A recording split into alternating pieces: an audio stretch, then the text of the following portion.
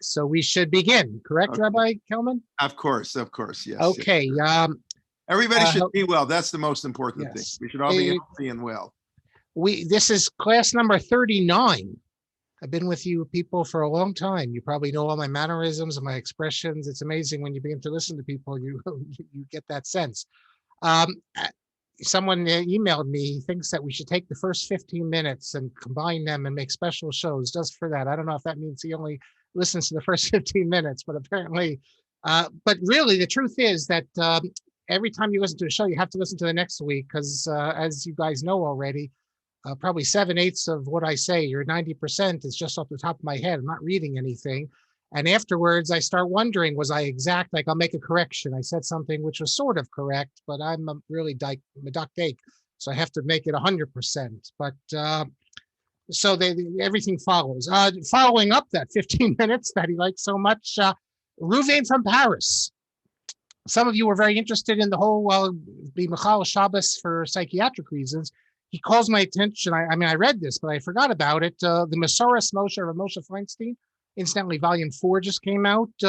Volume 1 is the best volume because there's no censorship of it. If you see the other volumes, but on page 93, he has that very question about going to a psychiatrist on Shabbos, and how Rav Moshe was mater if the psychiatrist thought that it was pikuach nefesh, but not as a general rule. So you can check that out. He also called.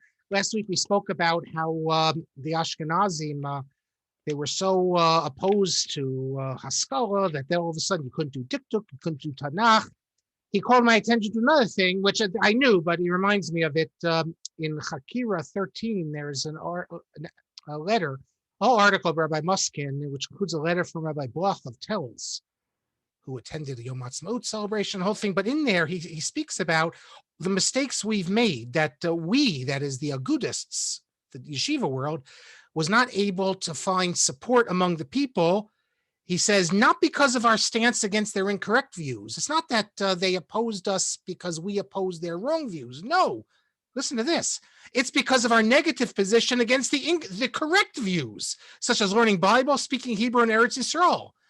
The populists cannot understand our concerns. Rabbi Bloch says the reason we have no influence is because we were in opposition to things that we were wrong to be in opposition to, namely Tanakh, speaking Hebrew, and Eretz Yisrael. And he explains how the attitude was, if the irreligious are doing it, if the Mizrahi are doing it, then Dafka, we have to be opposed to it, which makes no sense, as he points out. So thank you for that, Ruvain. We're going to be devoting today, I'm going to, in a minute, I have to return to this issue of the lice eggs because I got 5 emails about this. And I began to respond very strongly, defending my position. By the time I got to the 5th email, we have Benny, we have Rabbi Mordechai, we have Avi, we have Ruvain from Paris, and one more. I'm not so sure. So we're going to go through the sugya, and I'll explain to you why it's problematic. But before we go to that, and that's going to be the last thing we do, in an introduction, we're going to be spending today's class in the very long letter of Rabbi Mazuz. And believe me, I'm going to take you from 19th century Lithuania. Well, wait till you see everything we cover. But since we are going to focus on him, and we spoke last class about all the people attacking him. And look, there's lots of attacks, and it's funny, the attacks, they call them a maskil and everything. All these attacks, incidentally, are they're not really about the issues. The attacks are about who's going to lead the Sephardic world. So, for instance, let me pull up my screen here. Is the Sephard, and so therefore, if you can delegitimize someone for their views, that's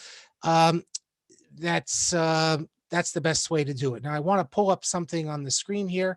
Where is it? I'm looking on my, here. Hold on a second. Now, let me get the screen here for you. Where is it? Okay, so is the Sephardic world going to be led by these two, Rabbi Mazuz and Rabbi Amar, or is it going to be led by the other people? And if you attack Rabbi Mazuz as a maskil, the whole thing, it makes no sense. It's all stupid. What are you maskil? I'll show you something in a minute. There was no Haskalah in the Sephardic world. So to say that if you have these, like here, let me show you something. I have a book here. Can you see it? Chazon Yosef, and it says Haskalah v'Hatikduk, Kesher Aduk, and it's an attack against Rabbi Mazuz.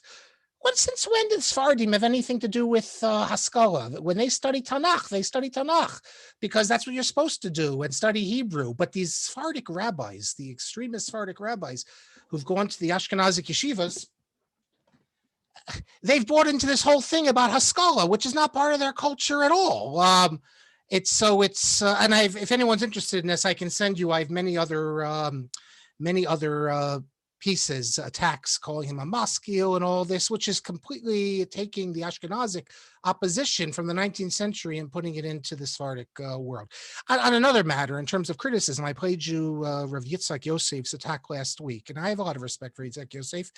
I included letters in my book. He's obviously one of the great poskim, but that's what he is. He's a posek. He's not, I don't think it's an insult to say he's not wide in terms of his range. And I also don't think it's an insult to say that you can't compare him to Rabbi Mazuz. It's just, it's like when the people would attack Rabbi Soloveitchik.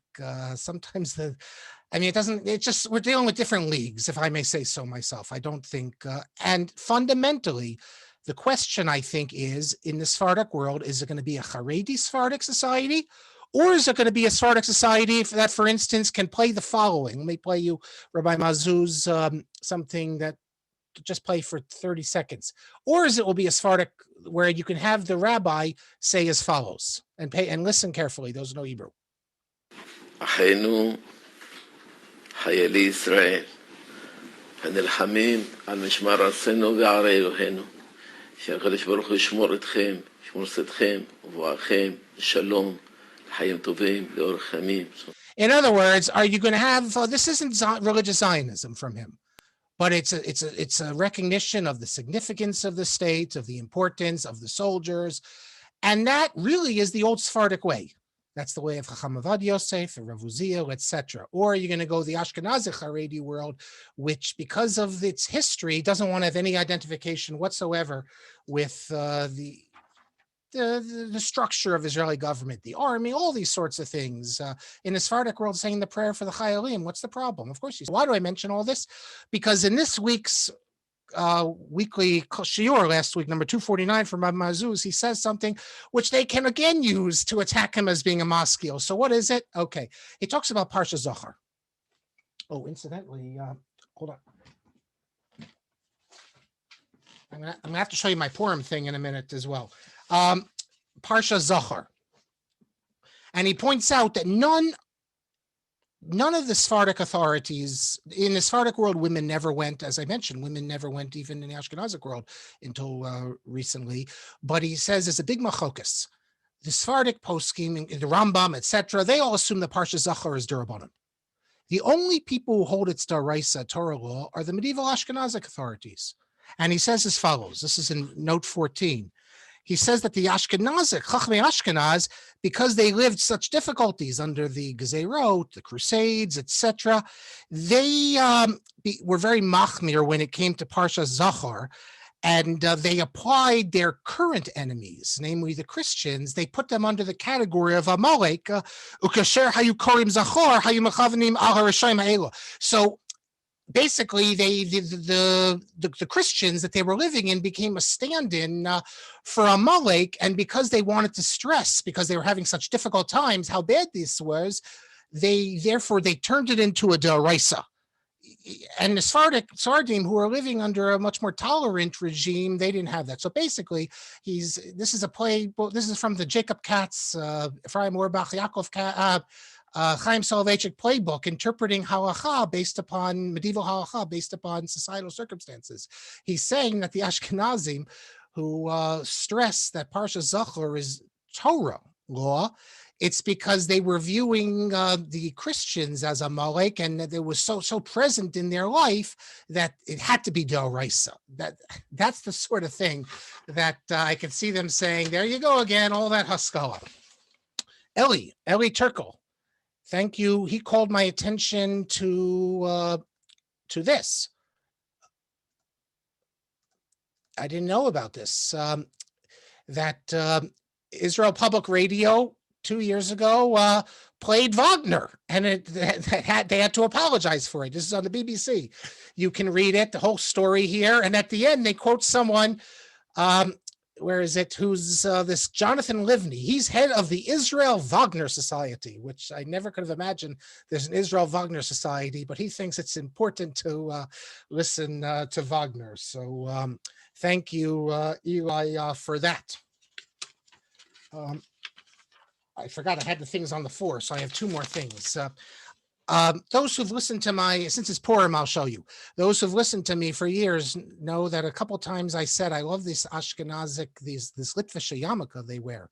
And I don't know where to get it. Well, so I thank 2 people sent it to me. One, I forget who, the other, Yecheskel Moskowitz. So here it is, everyone. You can see it here. This is what Rav David Lifshitz wore. This is what Rav Moshe Feinstein wore. But I also, every year for the last few years, this has been my, I hope I can still wear it.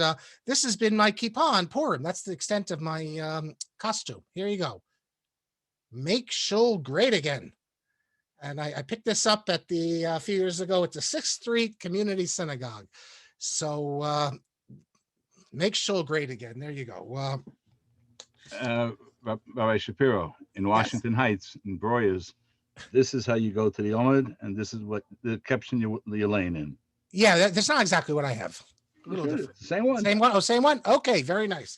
I listened to the tape over, and I just want to be clear. If you listen to the end, it was clear. We spoke about the word chutz.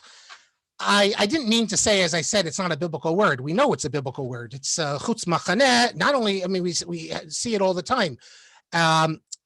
In fact, here, one of the famous verses, where is it? In Yirmiyahu, I wrote it down that, yes, in Yirmiyahu, I think I have it here, Yirmiyahu 7. We all know this, right? In, where is it? Pasuk Zion, Yud Zion, Ba'arei Yehuda uv Chutzot Yerushalayim. By the way, Chutzot there means streets. What I meant is, and I clarified it at the end, is levad. I looked in the concordance. I could not find anywhere where the word levad, meaning chutz, meaning except or apart from, which is what levad means, appears except in that one pasuk that I showed you in Koheles. So, okay, now, and this will take 5 minutes. We'll go an extra 4 minutes, I see. I want to get back to that point because many people email me about, and here I have the Gemara. Let's look at the Gemara quickly. The Gemara, and this is in Shabbos 107b, is discussing, it establishes that unless something reproduces, there's no prohibition to kill the creature. And let me just read you the English, but then I'm going to go back to the Hebrew. And they say that lice doesn't reproduce. So then, here we go. Abaye, you see the marker? Abaye says to Rav Yosef, and lice do not procreate? Didn't the master, Mar? By the way, this is quoted in Avodah Zarah also, and I believe it's Rav who says it. The Holy One, blessed be He, sits and sustains everything from the horns of wild oxen to the eggs of lice. Vizan mikarnei reimim ad beitzei kinim. So, based as it says here, there's lice eggs.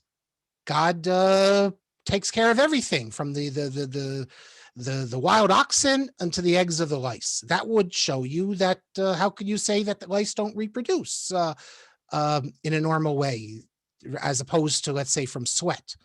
And what is the answer here? And by incidentally, this is, hold on a second. This was originally, Abaye says, why does he say it? Earlier, it's speaking about Rav Yosef. Rabbi says if you kill lice on Shabbos, it's if you kill a camel on Shabbos, and Rav Yosef objects to this. Okay. So then it says, if you look in the Gemara, in English, it says, Rav Yosef answered him, namely Rav Yosef answered Abaye, there is a species of insect that is called lice eggs, but lice themselves do not lay eggs. So what it's saying is that even when it says that God watches over and takes care of the karnei re'emim to beitzei kinim, it doesn't mean lice eggs. It means a species of kinim that's called lice eggs. Strange, yes. Before I go further, though, I have to point out, this is the Koren. Koren says Rav Yosef answered him. The Gemara doesn't say Rav Yosef answered him, and this is going to be important. Abaye says, is that true that kinim do not reproduce? Didn't Mar say that God takes care of the ram's horns and the beitzei kinim? Then the answer is minahu demikri beitzei kinim. It's not Rav Yosef here. It's the Gemara answering it, the stam, whatever you want to call it. This is going to be important in a minute for the reason I'm going to tell you. Second of all, when the Gemara then it goes further and it says v'hatanya tipuyin beitzei kinim, it says again it was asked, wasn't it taught in the Brisa that they're lice eggs? And then he answered him. Again, this is the Gemara speaking. Now, why is it? Okay, and I'll explain to you why that's important in a couple of minutes. But now let me get to the question. So I said, I didn't mention this last week.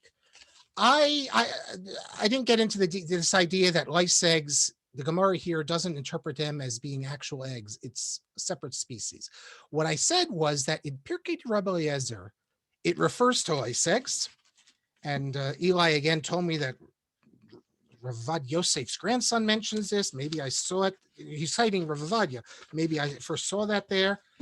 And the Gemara, Pirkei Rabbi says that when Avimelech took Sarah, all the nekevos in his house, all the females became barren until beitzei kinim. So my understanding, and Rav Avad Yosef, or at least as passed on by his grandson, understood this to mean that this is referring to reproduction. What I was asked by those 4 or 5 people was why? Why not assume that Pirkei Rabbi Eliezer, even if it says how you call nekevo space akaros, when it says afilu ad beitzei kinim, it means the creatures, not the eggs. So at first I defended my reading, and now I'm saying maybe you're right. Maybe Pirkei Eliezer needs to be understood the exact same way. In which case, take back what I said. The problem is that what kind of answer is this? That there's a species that's called lice eggs. The Gemara says lice eggs, and this gets us into. In fact, Ruvain from Paris said recommended I look at Slifkin, so I searched, and Slifkin amazingly says that this is extremely strange, and he offers a different explanation of the Gemara. So let me explain what's going on here and why what I said before is so important, at least if you're an academic type, that it's not, it's the later Gemara.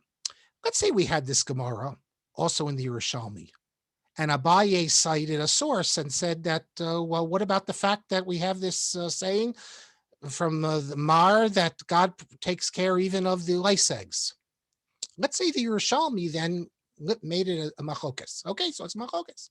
One holds that there are lice eggs, the other holds it's a species. We wouldn't think anything of it. But all we have is the Bavli. What Slifkin is doing is basically, he's doing what some academic scholars were saying. What he's doing is he's giving a different explanation. He's saying, yes, the Gemara says there's a species of insects that's called lice eggs, but that doesn't make sense. And he's giving another explanation.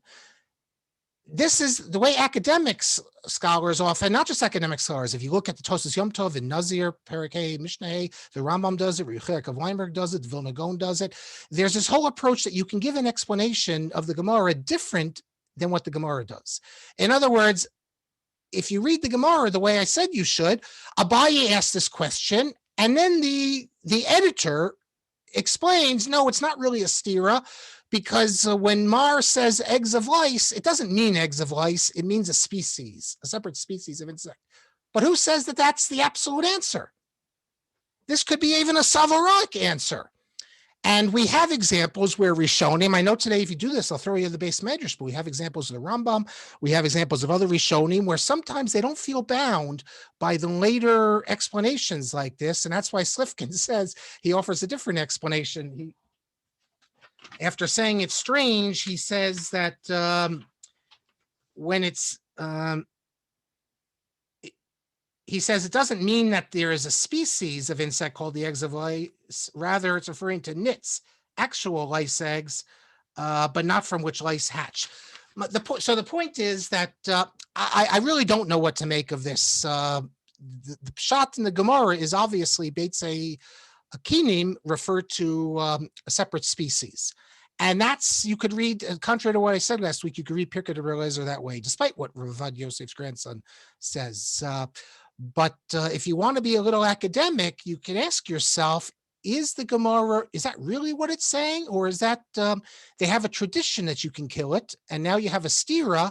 The Netziv says that sometimes the Gemara would contort, he uses that word, lakem, explanations in order to bring it in line with the halacha. Is this an example where they're offering an explanation, sort of a dochach explanation, just to bring it into line with the halacha? There's a halacha. We have a tradition that for whatever reason, lice you can kill on Shabbos.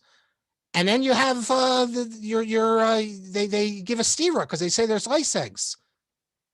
And you come up with it, he comes up with an explanation in the Gemara, but this is just trying to offer an explanation. Last week I gave a different explanation, that all this happens in a microscopic way. Slifkin doesn't like that. Slifkin says that there are no Rishonim or early Achronim who come up with this idea. So I don't know, but I thank you for everyone who wrote, and it could be that the Pirkei de Eliezer should be understood the same exact way as everyone, as the Gemara and Shabbos. Okay, let us pick up.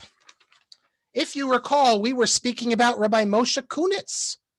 I mentioned Rabbi Moshe Kunitz. So if you recall, I told you that he wrote, this appears in all the Mishnayos, so they censored it. Toldos Rabbeinu HaKadosh. It's a couple pages, and see if you go to the next page, it continues, and then you go to the next page, and right at the bottom of the next page, you get the Mamar al Diktuk Lashon Mishnah that we spoke about. He mentions the point about Koheles. This passage from Moshe Kunitz, it comes out of a larger work. You can see it on HebrewBooks.org called Ma'aseh Chachamim, which is a play. The biography appears at the beginning. Hold on, you can see it here. Here's the biography is at the beginning. Here it told us Rabbeinu HaKadosh. But following that, you have a play. And it has all the characters. You have Rebbe and Avigail and Gamliel, et cetera, and you have a whole play here. So very interesting. And I mentioned to you, we'll get to that. I mentioned to you that he was, he's buried right next to Rav Shimon Oppenheim. Here, let me show you something. I wasn't exactly correct in Rav Shimon Oppenheim, how I described. I have a picture of here. I took pictures. I said that if you go to his grave, it says that he will intercede. It doesn't actually say that. What it says is, it says as follows: everyone who comes to my grave, you should say Menucha Nachona. Menucha Nachona. Our Kel Malei Rachamim is an abridged version of this. This is found in the Sefer Mavar Yabok, which has to do with mourning. He says everyone should say Menucha Yachona, and then he says, if you're in difficulty, you should pray on my grave, and you should give something to tzedakah in behalf of my soul. Uva harachamim yishma, and shavasam amen ki yiratzon, and God will hear your prayer. So it's not that I remembered it mistakenly that he would intervene. No, God. So here you have an actual guarantee by the great Rav Shimon Oppenheim, which is just 2 kvarim away from Moshe Kunitz, where he says, if you pray here and you do this, what I tell you to do, God will hear. Of course, you could say God will hear. It doesn't mean he'll listen, but at least you're guaranteed he'll hear. And because of that, this is then a stop on all the Kvarim tours, because as far as I know, we have no other kever where you're given a guarantee that if you do this, God will hear it. So what we're going to do now is continue in my letter to Rabbi Mazuz. It's a long letter, and we're going to go back and forth. What I say, what he says. And we're on Siman Kuf Mem Aleph, page 297. And I was just talking about, I don't need to repeat it, about Rav Moshe Kunitz and how he was asked the questions in this book. Let me show you another book. I got this ready. The name of the book is, where did I put it here? Oh, here it is. The name of the book is, you can see on Google Books. That's where I found it. It's called Nogat Tzedek. The first Nogat Tzedek, the first generation of the reformers, they wanted to get halachic justification for using an organ, changing to a Sephardic pronunciation, various things. And they have Italian rabbis, and then they have Moshe Kunitz. They have Aaron Chorin, who at this time was not regarded as a reformer, just a liberal Orthodox. He then becomes the big reformer. We'll get back to him later today. But I point out that Moshe Kunitz didn't know really what was going on. He was just asked the question, so he answers it. Okay, let's stop here. And I mentioned one thing else, that a few years before that the book Ben Yochai that I showed you, which is Moshe Kunitz's defense against the Zohar, defense of the Zohar against Rav Yaakov Emden's criticisms, was reissued. And you know who reissued it? A Satmar publisher. So even in Satmar, they read Rav Moshe Kunitz. So Rabbi Mazuz replies to me as follows. He says, this is on page 300. He says, regarding Rav Moshe Kunitz, Maisa Shahaya Kachaya. This is what happened. He goes, until a few years ago, I was a subscriber to Yated Ne'eman. Yated Ne'eman is the Haredi, the Litvish Haredi newspaper in Israel. They also have it in America. And he says, then Agav, aside, he says, very interestingly, there was an article there titled, Let Us Go Assimilate. And among the things, it quoted from Bialik's work, Ir HaHarega, the city of slaughter. And that had to do with the Kishin of pogroms in 1903. And it says in the Yated article that 2 lines were removed from that when it was published, because the Russian censor, who was an apostate, he refused to allow it to be printed so that he would not lose his share in the world to come. And when Bialik went on Aliyah, he reprinted it. So Rabbi Mazuz says, Manyain, he's a Shirot Ela, which it's interesting to know, which, can you imagine, maybe Rav Soloveitch would say it, but a typical Gadol, Haredi type, not Haredi type, saying, I'd like to know what 2 things there. Well, I pointed out, in fact, in the first version of my book, I say, I think it's these, because I read the poem and it could only be those. But in the reprint, which is now in Israel and in America, where I just corrected typos, but here I actually said, not that it appears to me, it is. And I cited 2 essays, one memoir actually and one essay, that speak about this whole incident. Ben Zion Katz, he was involved in this whole thing. So let me show you what's going on here with Bialik and what he's referring to. Because this is a sefer that's found now in Batei Midrash, I did not want to cite the lines. If the lines are so heretical, I didn't want to cite them. I just said it's the 2 lines that begin, Silchuli Aliv. Here they are. Let me read it to you in Hebrew and in English. Silchuli, or Bialik would have pronounced it, Silchuli Aluve Olam, Elokechem, Ani Kamoschem, Ani Hu Chayechem, the Kal Vachomer B'moschem. We know he pronounced that way because he rhymes often with the Ashkenazi pronunciation. Here's the translation. And he's speaking here to the people who suffered the terrible pogrom. Forgive ye, shamed of the earth. Yours is a pauper lord. Poor was he during your life. You have to argue with me. Poor was he during your life, and poorer still of late. So here you're saying about God that God is a pauper, that God is not. I mean, that's a heretical thing, obviously. Although you do have like Rav Levi Yitzchak of Berdichev, he would like scream out to God and almost criticize God. But here you have a poem saying that God is so weak, he couldn't protect you. Who is your God? So we understand why that was left out. But then Rabbi Mazuz continues. He says, in this Yated Ne'eman, he says, remember, he says, I used to be a subscriber. He says, the editors attacked this essay, Beit Rabbi of Rav Moshe Kunitz. And one of the things they point out, Rav Moshe Kunitz discusses, it speaks there that Rebbe and Antoninus, there was a tunnel that they would go between, and between Sepphoris, Sipori, and Romi. And so Rav Moshe Kunitz says, well, it must be a magic tunnel. And he's not the first one. They transfer. I even found online, someone says that, who knows, maybe it was a miracle. it shows you even though he's open-minded, he's really living in a pre-modern sensibility. We actually know this Romi it's referring to, there's an Arab village that's to this day called Ruma or something like that. That must be what it's referring to. But what did they say in the Yated Ne'eman?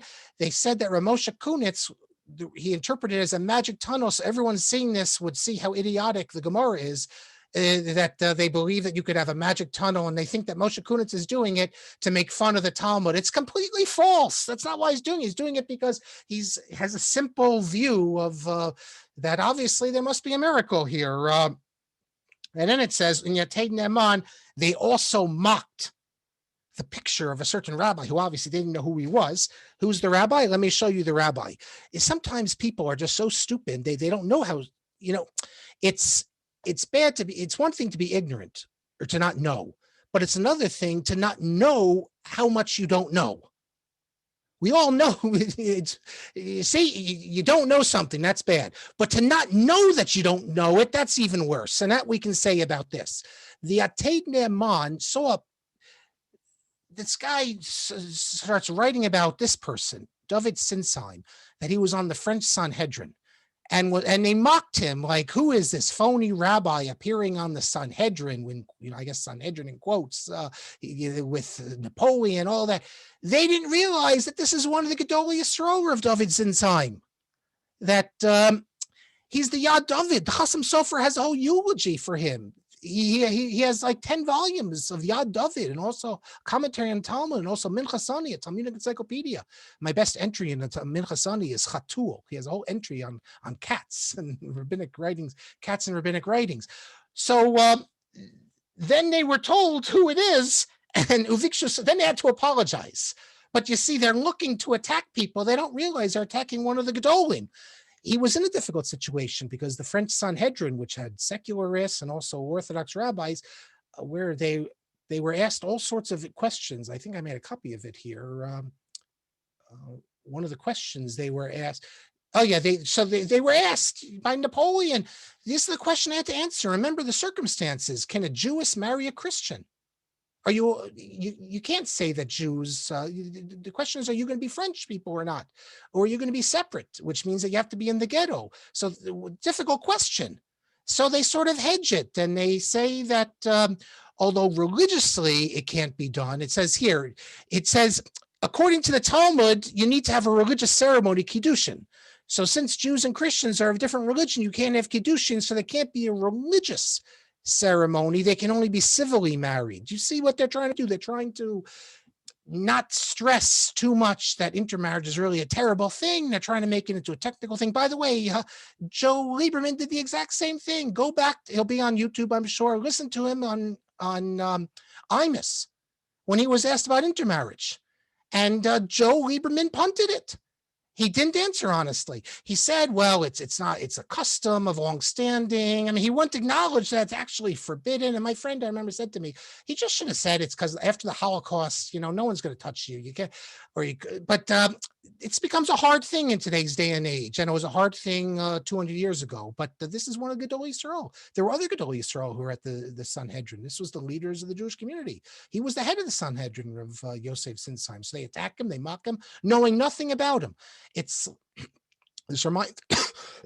reminds me, after my book on Rabbi Yaakov Weinberg came out, someone in the Allgemeiner Journal who knew nothing about Rabbi Yaakov Weinberg wrote an attack on him, like this, treating Rabbi Yaakov Weinberg as if he's some left-wing rabbi, and that he knew a little. He wrote some responsa, and really degrading him. And I said to people, this guy doesn't know who Rabbi Yaakov Weinberg is. He doesn't know that he'd be put in Cherem by Moshe Sternbach and Rabbi Shiner.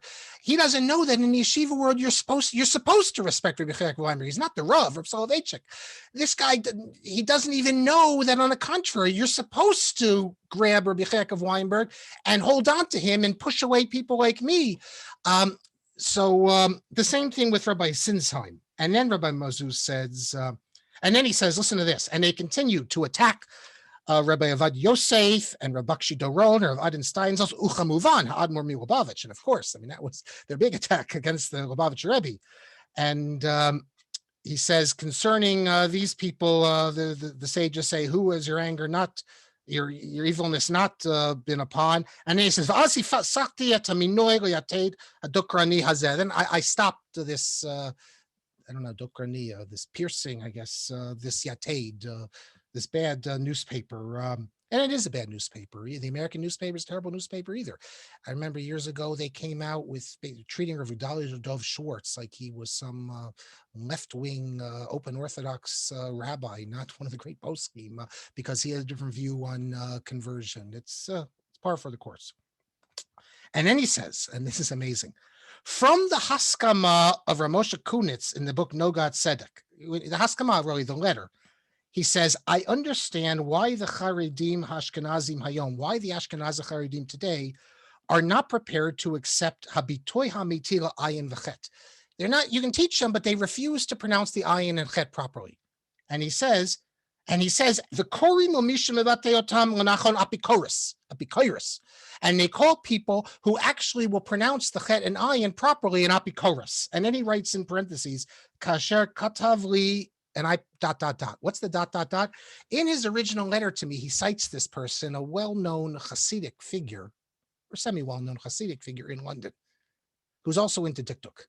But I thought that maybe he'd get in trouble because he's saying he's making fun of all the people he lives with, that if you pronounce it properly, they call you not Bikoris. So I actually got in touch with him, found his email, and I asked him, I said, Rabbi Mazuz mentions you by name, that you said that among the Ashkenazi Charedim, if you actually pronounce the letters properly, they call you not Bikoris because you're a maskil. Should I mention you? He says, no, don't mention me. Take me out. He said, I have to live with these people. So that explains the three dots there. And he says, but I understand why they don't like Ramosha Kunitz, because this is one of the things the reformers wanted to do, and Ramosha Kunitz agreed. And if you look, I'll show you right now, what he's referring to is as follows. I think he's the only gadol who knows Nogat Tzedek. Who reads this stuff anymore? It's so here's the letter of Ramosha Kunitz, and he says. He was, one of the questions he was asked was that the new Reform synagogue, they started davening with a Sephardic pronunciation. So he says as follows. First of all, he says that all tefillos go to heaven. Then he says that of the Jews, 7 chalakim use the Sephardic pronunciation, and the 8th chalak is the Ashkenazic pronunciation. I don't know where, there's something about that in the Ari, but certainly it's not numerical. And then he says there's no doubt of how many there are. The truth is that in the 19th century there are more Ashkenazic Jews than Sephardic Jews. But whatever, he says he didn't know that. He says they dwell in Tunis, Tripoli. Anyone know what this word is? Pei Ayin Tet Sadi.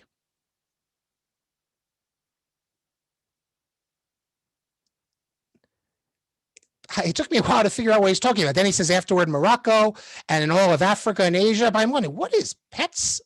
What it's in Africa? What could it be? And then I realize, you know what it is? It's Fez. This is one of Yosef Messas's books, Mayim Chayim. We'll see if anyone got it. I can't see the chat at the moment. Fez. So why does he call it? Because he saw it written F-E-Z. And in German, Z is written like Zeit, like Z, like if you want to say, for instance, the newspaper, it's not Zeitung, it's Zeitung. So he's pronouncing F-E-Z as like the Ashkenazic T-Z. And therefore he thinks that Fez, he never saw a book, I guess, with spelled in Hebrew. It's spelled with a Samech. So he says that you can, and then he goes on, he says that if you see over here that the great rabbi in Frankfurt, Rav Nosson Adler, he actually prayed with a Sephardic pronunciation, and that's true. Rav Nosson Adler, there was a Rabbi Chaim Modai. He wrote a volume of Seros and Shuvos. He was a Meshulach, and he lived in Rav Nosson Adler's house, and Rav Nosson Adler learned how to pronounce in the Sephardic way. So Rav Moshe Kunitz says there's nothing wrong with pronouncing Sephardic.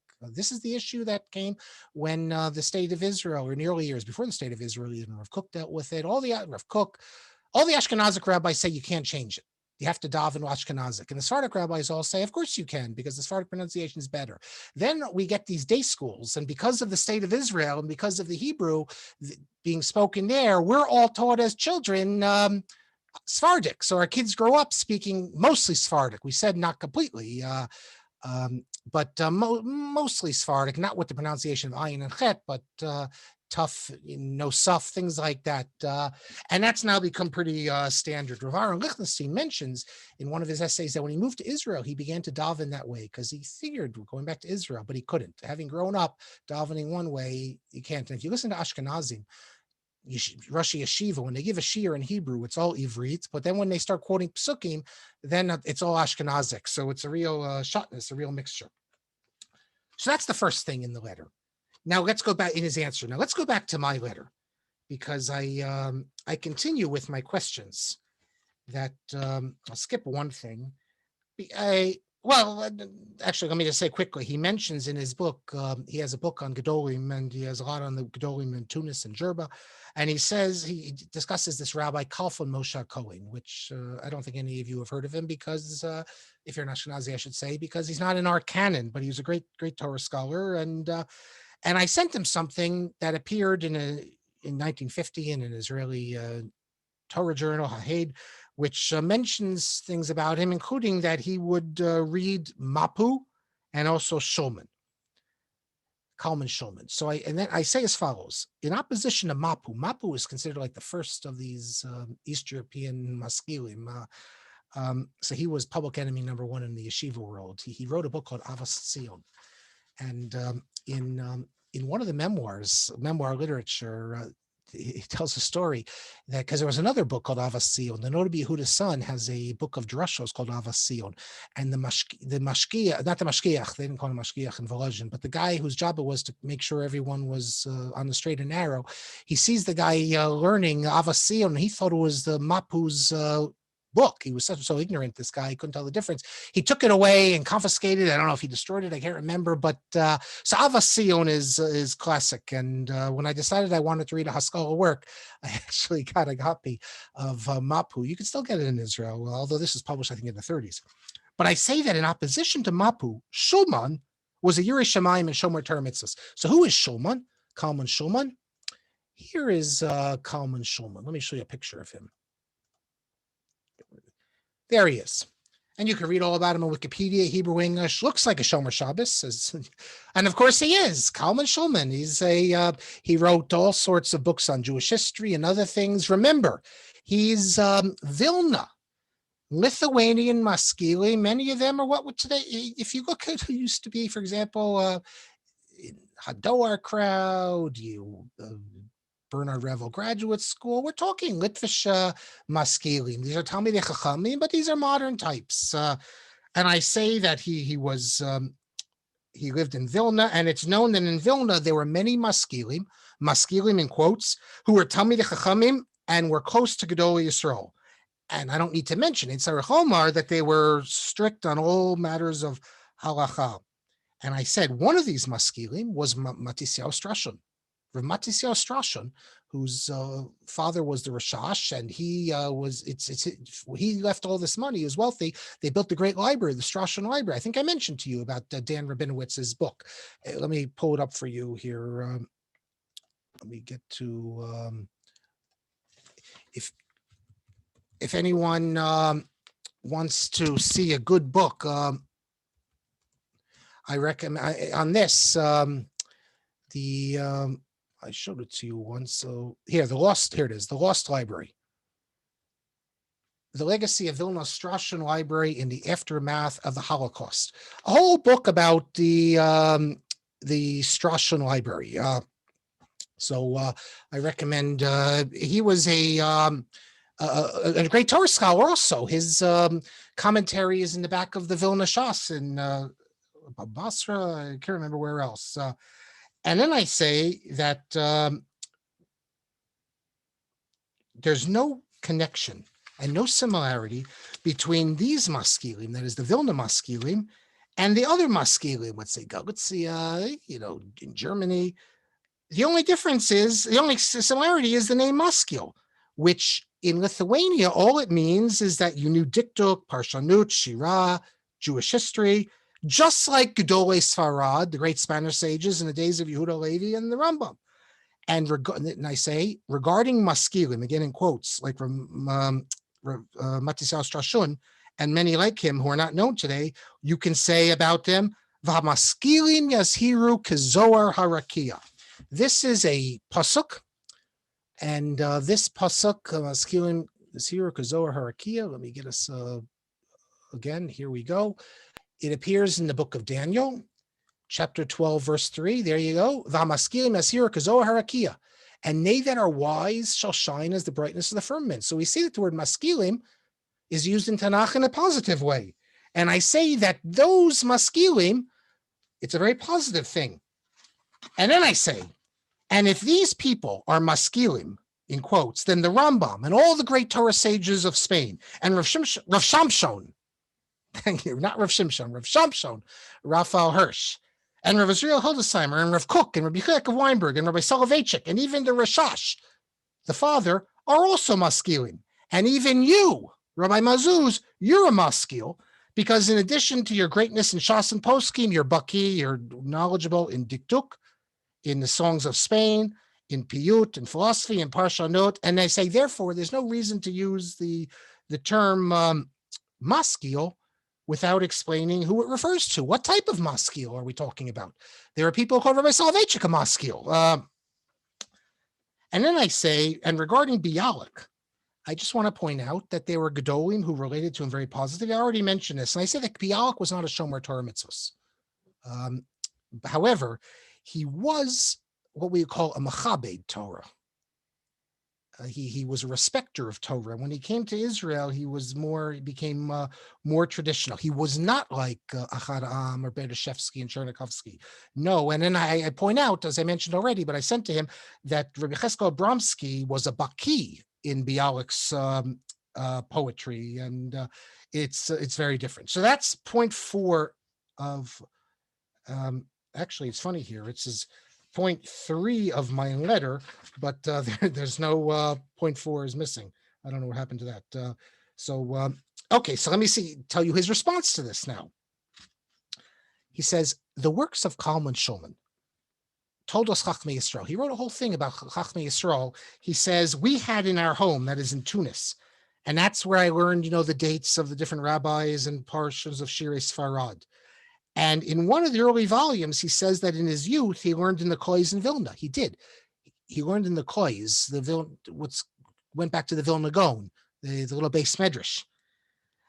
And to his credit, Rabbi Mazuz says, when he came to write about Ramosha de Leon, he didn't attack him as Gretz and the rest did. They all attacked him. Why? Because they said that he invented the Zohar and all that. And he says that Shulman was much more sensitive to Orthodox sensibilities, and he even respected Kabbalah and the Ramban. And then he says, and we see in the Tmuna you sent me, let me show you the picture, which I didn't even notice, but he calls attention to this, the thing he says, you see in this picture that first of all, he has a beard and payas, okay, which in Vilna was common.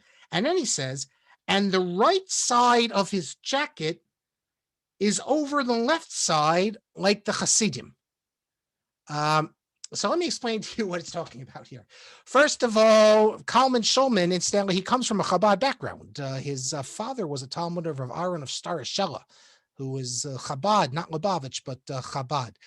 In Hasidus, they have this concept, like not for the women. The women, I think your things are already different.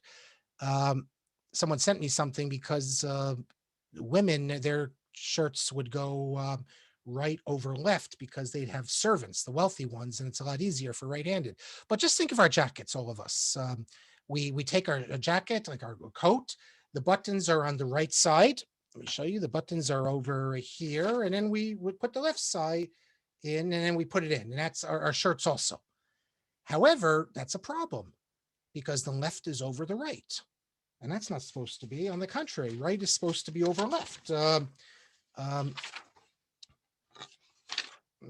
What do we say here? It's Chesed over Gevura, right? Chesed is the right and Gevura is the left, or it's the other way around. I can't remember. But in general, right is always supposed to, I think Chesed's right, and it's supposed to be, it's over Gevura, and right is always supposed to be over left. So Hasidim, let me just show you a picture, for instance. let me show you a picture of the Lubavitcher Rebbe, for instance. Where's my picture of the Lubavitcher Rebbe I got? Get rid of that. I have a picture here of the Rebbe. Do I have a picture of the Rebbe? Ah, here he is. So look at the Rebbe. Let me enlarge it here for you. Can I enlarge it? Yeah. You see his jacket? And think about your jackets. Your jacket would be the other way. Your jacket, the left side, the buttons would be on the right side.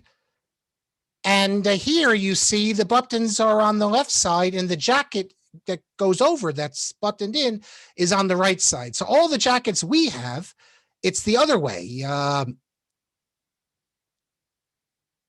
trying to think here now. Yeah, the buttons are on the right side and you bring the left. This is such a big deal and it's taken so seriously. I asked one of my hasidic friends, so what do they do? It seems complicated about jackets. I get it, but what about shirts? He said there's a whole market, even for shirts. So here, for example, you can't go into a regular store, Nordstrom, to get your shirts. So you can go in, this is a place in Borough Park, so you can get a regular white shirt, but here you have Hasidish. So what does Hasidish mean? Well, you click on it. Let's see what it tells us. It says right here, buttoned, Hasidish right to left.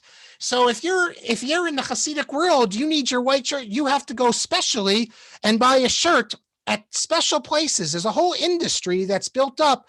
Some people are more makpid on just the jackets. Everyone is makpid on the kapata. Others are makpid on jackets, but not on shirts. And others are makpid completely on shirts. And my friend who sent me this, Hasidic guy in New York, comes from England, told me that when they didn't have stores like this when he was in England. So what they would do is they would buy women's shirts without ruffles or anything, and they would wear that because the women's shirts go the other way. At least he tells me. I never thought of that before, but any of the women here can tell me if I'm wrong here, but apparently women's shirts do go the other way. And he says it's funny because you could say that this is a Beged Isha in order to get for this superstition, or I shouldn't say superstition, it's my Misnagdish approach, for this Hasidic Chumrah, or whatever you want to call it. So Rabbi Mazuz points out, if you look at Kalman Schulman, he's wearing his jacket in good Hasidic form, right on top of left. And he says that his books were common in Jerba. And he says, my father told me that one of the big rabbis in Jerba, when he got Mr. A Paris, he was so entranced by it, he learned it all night. What is Mr. A Paris? Shulman, he was like, well, these people had their mind, one half of them was in Paris or London, and the other half was in Vilna. He wrote a translation. He thought it was worthwhile to spend his time, maybe between night and day. This is one of the most popular works that appeared in French in the 19th century, Mysteries of Paris. Very, as it says here, it spawned, I should say, the city's mystery genre. Kalman Schulman wrote in Hebrew, nothing like this had ever before appeared in Hebrew, a Hebrew translation of the Mysteries of Paris. And it's funny because in places like Jerba, anything in Hebrew is thought to be special. So they get that work, which today we'd say this is just Haskalah work. And what do you want to waste your time on that? But they read it. And then he says, but one thing did not find favor in my eyes. That Kalman Schulman writes that the Rashba, he declared a cherem on the study of philosophy and science for anyone under 25 years old. But he left out medicine. Medicine was always excluded. The cherem, incidentally, was for 50 years.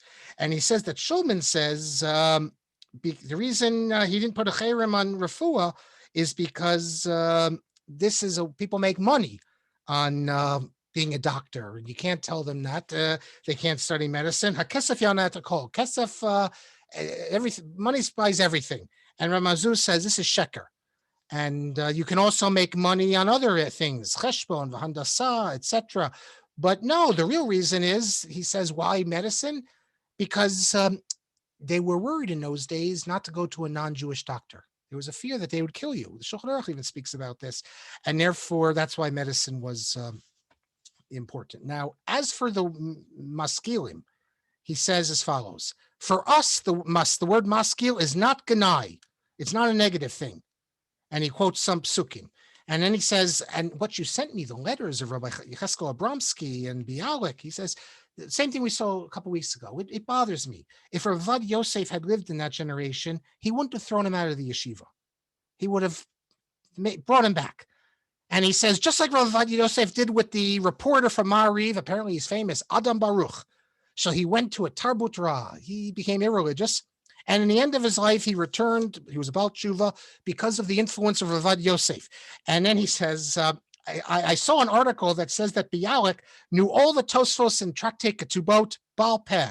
And he says, it's too bad that this person ended up as a heretic. What can we do? Yeshlo Yetzer Hayishon, he had a very strong urge to smoke. We know he used to smoke on Shabbos. And then he says, Milvad Yetzarim Acherim, in addition to other inclinations. I guess he's implying sexual inclinations. So, and he has two more points. This I'm going to have to wait, even though it's just like 5 lines, because I think we're going to get into the issue of Gilgal and Yehuda Aryeh Modna and some other things. So we're going to finish up this. It'll just take us 10 minutes or so. And then we have one more long letter to Rabbi Mazuz, which deals with everything from Rashbam and how to pronounce the Sadi and politics and Yeshiva University. Yeshiva University, what is that? Opening refrigerators on Shabbos, how to determine what a kosher bird is, Yashar Mikandia, the Rav Yosef Rosen, the Rogachover, and Yehuda Halevi, and et cetera, all sorts of good stuff. And then we have more stuff. We'll probably have 2 more classes on Ramazuz, all sorts of interesting stuff before we return to other figures, including the Lubavitcher Rebbe. The Lubavitcher Rebbe's lengthy letter in English, which we will get to. So, we did like 6 pages, but we're still in the same siman. So let's stop here. Oh, one more thing I got to tell you. Okay, before we start, we'll stop. Because I see I made a note of it here. You know what? Let me start next class. What does the Zohar have to do with being a maskil? We'll pick up on that next class. I'll show you. I think you'll find that of interest, and the Bahir and some other things. But we'll wait. We'll do that next class. Let me take the questions. The hour goes by very fast. I am telling you, I could sit here for 2-3 hours. I think I'd be looking at it. Of the 50 people here, a few of you will be still looking at them. The rest of you would be falling asleep. But let's go back to the questions. Not because it's not interesting, but it's late. You've had a long day. David Eisen says, a Haredi fellow once argued with me that his community will not say the prayer for the state of Israel or for the soldiers until the religious Zionist community will say a tefillah for the yeshiva students. In response, I asked him if he understood the text of Yikum Porkan, which is for everyone, including them, the leaders, etc. Again, the thing makes no sense, this guy, because they're not saying the prayer for the soldiers. Leave this state out for a minute. They're not saying the prayer for the soldiers as a favor to the religious Zionists or anything like that. They should be saying the prayer for the soldiers because of what the soldiers are doing for them. Rabbi Mazuz, on another tape, which you can listen to, I can send anyone, says that the whole thing is idiotic. He says, if someone lends you $10, you say thank you. So some guy's going to take 3 years out of his life to protect you. You're not going to say a thank you. But we understand it. It's all tied up in this hate, this anti-Zionist extremism that has infected the Ashkenazic world, unfortunately, that they'll give legitimacy. I don't know whose they is, but if you say the prayer for the soldiers, it's as if you recognize the state, chas v'shalom, and therefore you can't do, even though the two are totally separate. We heard Lorch tells us that every cantor wears it, the same model as the Rav. Rav Moshe Feinstein wore it, Rav David Lifshitz, Rav Unterman. So now I have it, and I could wear it. David says, chutz meaning aside from becomes lahotzi in rabbinic Hebrew, which is indeed similar to outside of. And as we're almost 30 days from the Seder, it's worth noting that the opposite of lahotzi is lahavi, as in Ben Zoma's teaching, lahavi limos HaMashiach, that is including the days of the Mashiach, and not to bring. Very nice chiddush, David. So very, very, very nice. As we saw, though, the point of Levinson is that it goes to bar. Bar means both outside as in chutz, but also as in levad, apart from. And he says that comes back into Hebrew, but only into very late Hebrew, as he says, Koheles. And then we see it in Mishnaic Hebrew. I remember when I first studied biblical Hebrew, that was the first time I learned, I had no idea that the word chazar is not biblical Hebrew. Until you learn biblical Hebrew, you don't realize that in terms of return. In biblical Hebrew, it's shuv. There's so many words that we use that it's all mixed up. We don't realize that it's not really biblical Hebrew. David says, apropos the introduction of Sephardic pronunciation by Reform Judaism, I always wonder why the newspaper is called in English Yated Ne'eman instead of Yated Ne'eman.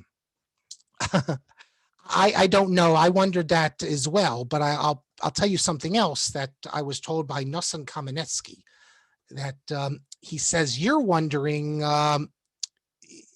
you have to check this. I believe it's true. Nosson Kamenetsky said to me, he was, of course, put in Chayrim by Yated Ne'eman. He said that they don't even know the grammar, that Yated is feminine in Tanakh. It should be Ne'emana.